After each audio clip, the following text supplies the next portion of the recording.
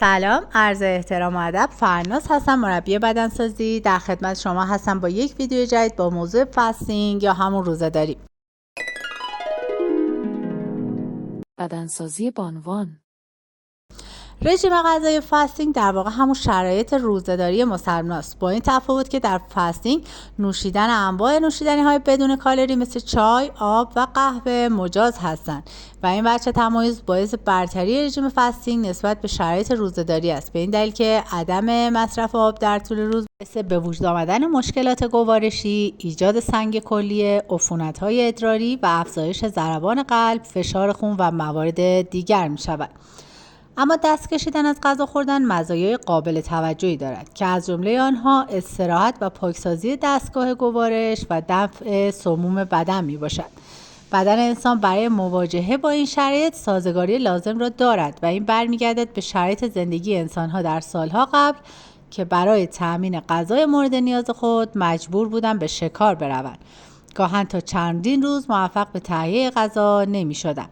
پوان دومی که شرایط فاستینگ برای شما دارد موضوع زمان روزه‌داری است که در زمان روزه‌داری مسلمانان شرایط زمانی از قبل تعیین شده می باشد و از اذان صبح تا اذان غروب هست و شما ناچار هستید قبل از اذان صبح و در تایمی از شب که اشتهایی برای غذا خوردن نیست غذا میل کنید و کسب انرژی داشته باشید. اما در شرایط فاستینگ شما زمان رو مطابق سلیقه و شرایط خودتون انتخاب می‌کنید و این باعث می‌شود که اجرای برنامه فست برای شما بهتر و آسان‌تر انجام شود.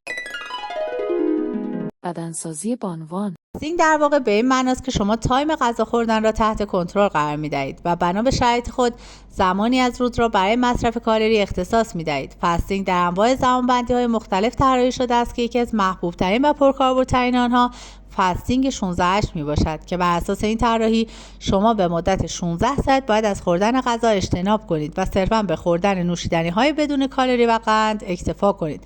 به عنوان مثال اگر شما بازه زمانی 8 شب به بعد را برای نخوردن انتخاب کنید باید به مدت 16 ساعت یعنی تا ساعت 12 ظهر چیزی میل نکنید و بعد از آن به مدت 8 ساعت مجاز به مصرف غذا و نوشیدنی های کالری دار هستید. شما باید در این 8 ساعت به مقدار کالری مورد نیاز بدنتان نه بیشتر و نه کمتر مواد غذایی با ارزش غذایی بالا و به مقدار مناسب از منابع پروتئین، کربوهیدرات و سبزیجات مصرف کنید.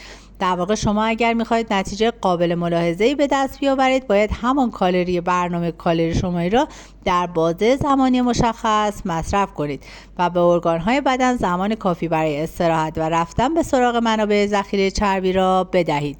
طبق تحقیقات انجام شده پیروی از این رژیم میتواند برای کنترل وزن، استاپ وزنی، پیشگیری یا معکوس کردن برخی از بیماری‌ها مفید واقع شود. همچنین برای پاکسازی بدن از سموم و پاکسازی کبد نیز مؤثر است. یکی دیگر از مزایای قابل توجه فاستینگ جلوگیری از ریزه‌خواری می باشد. مناسب برای افرادی که ریزه‌خواری می‌کنند با توجه به اینکه بازه زمانی کوتاهی برای غذا خوردن در اختیار دارند و از تایم مقرر دست از غذا خوردن می‌کشند، بنابراین فرصت ریزه‌خواری از آنها گرفته می‌شود.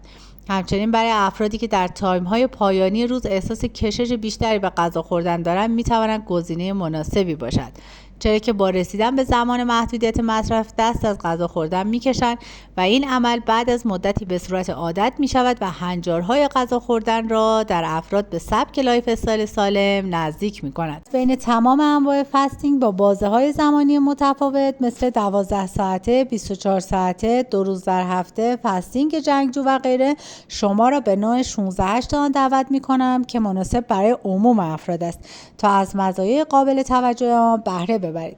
زیرا فاستینگ 16-8 در بازه زمانی 16 ساعت نخوردن و 8 ساعت خوردن طراحی شده است که در بازه زمانی 16 ساعت با توجه به اینکه 12 ساعت آن را در خواب به سر میبرید تحمل گرسنگی برای شما آسان‌تر بوده است و متعاقباً عوارض کمتری خواهد داشت. همچنین این نوع از فست برای دوستانی که ورزش بدنسازی را انجام میدهند میتواند طوری طراحی شود که قبل از رفتن به باشگاه بتوانند فست خود را باز کنند و یک وعده پروتئینی خوب مصرف کنند. شما هم اگر مایل هستید به سراغ رژیم فاستینگ بروید بهتر است برای آغاز ابتدا از نوع 16-8 آن پیروی کنید. این رژیم با افزایش تولید هورمون رشد باعث افزایش رشد عضلات و سطح انسولین را کاهش می‌دهد. همچنین متابولیسم بدن را نیز افزایش داده است و موجب ترمیم سلول‌ها می‌شود. التهابات بدن را کم می‌کند و برای سلامت قلب و مغز مفید است. اما برای زنان باردار، شیرده و افرادی که بیماری مزمن دارند توصیه نمی‌شود. اگر چنانچه علاقه‌مند هستید اطلاعات بیشتری درباره رژیم فاستینگ داشته باشید و درباره انواع آن اطلاعات بیشتری کسب کنید، نظرات خود را با ما در کامنت ها در میان بگذارید تا ویدیوهای بعدی خود را به این موضوع اختصاص دهیم. مرسی که ما را همراهی میکنید.